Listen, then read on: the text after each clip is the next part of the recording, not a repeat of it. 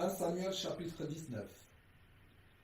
Saül parla à Jonathan son fils et à tous ses serviteurs de faire mourir David. Mais Jonathan, fils de Saül, qui avait une grande affection pour David, l'en informa et lui dit: Saül, mon père, cherche à te faire mourir. Sois donc sur tes gardes demain matin, reste dans un lieu retiré et cache-toi. Je sortirai et je me tiendrai à côté de mon père dans le champ où tu seras.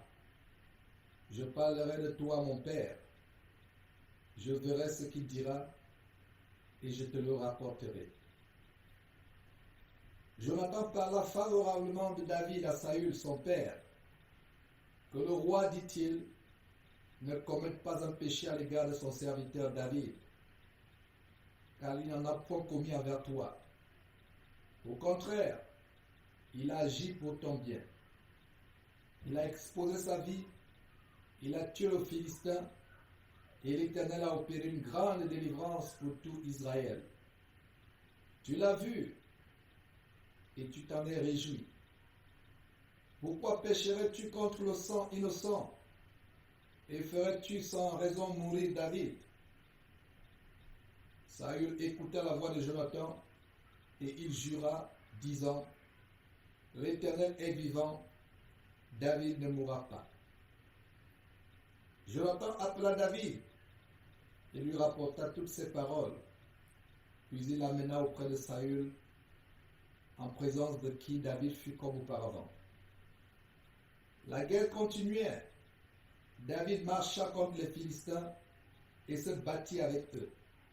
Il leur fit éprouver une grande défaite, et ils s'enfuirent devant lui. Alors le mauvais esprit de l'Éternel fut sur Saül, qui était assis dans sa maison, sa lance à la main. David jouait, et Saül voulut le frapper avec sa lance contre la paroi. Mais David se détourna de lui, et Saül frappa de sa lance la paroi. David prit la fuite et s'échappa pendant la nuit. Saül envoya des gens vers la maison de David pour le garder et le faire mourir au matin. Mais Michal, femme de David, l'en informa et lui dit: Si tu ne te sauves pas cette nuit, demain tu es mort. Elle le fit descendre par la fenêtre, et David s'en alla et s'enfuit. C'est ainsi qu'il échappa. Ensuite Michal prit le téraphim qu'elle plaça dans le lit. Elle mit une peau de chèvre à son chevet, et elle l'enveloppa d'une couverture. Lorsque Saül envoya des gens pour prendre David, elle dit: Il est malade.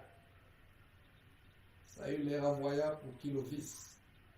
Et il dit: Apportez-le-moi dans son lit, afin que je le fasse mourir. Ces gens revinrent, et voici le téraphim était dans le lit, et une peau de chèvre à son chevet. Saül dit à Michal: Pourquoi m'as-tu trompé de la sorte? Et as-tu laissé partir mon ennemi qui s'est échappé? Michal répondit à Saül: Il m'a dit: Laisse-moi aller ou je te tue.